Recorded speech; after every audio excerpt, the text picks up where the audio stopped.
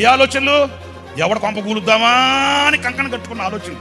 ఎవడ కొంప మీద రాయేద్దామా, ఎవడ జీవితాన్ని కుప్ప కూలుద్దామా, ఎవడ బ్రతుకుని పసారు పాలు చేద్దామా, ఎవరిని నవ్వులు పాలు చేసి నడివీధిలో నగుబాట్లు చేసి ఎవడ క్షీణస్థితిని చూద్దామా అనే దురాలోచన. ఈరోజు మనిషి రాక్షసుడై రాక్షసత్వంతో పనివేసుకుని బ్రతుకుతూ ప్రేమ అనురాగాల్ని చంపి ఈరోజున మమత లేని మనిషిగా సమాజంలో కనబడుతున్నాడు. దురాలోచన. నా ప్రియమైన సహోదరులారా, దేవుని ఆలయం ఆయనకు ప్రతిష్ఠించబడాలి. అది పరిశుద్ధ ఆలయం, ఆయనకు ప్రతిష్ఠించబడాలి. ఆ ఆలయమే నీవు అన్నప్పుడు నీ ఆలయము ఆయన ఆలయము అనే నీ హృదయంలో ఈ నిషిద్ధ వస్తువు ఇంకా ఎందుకుంది? ఈ సభల మొదటి రాత్రి నీ ఆలయాన్ని ప్రభుకు ప్రతిష్ఠించాలి, నీ హృదయాన్ని ప్రభుకు ప్రతిష్ఠించాలి.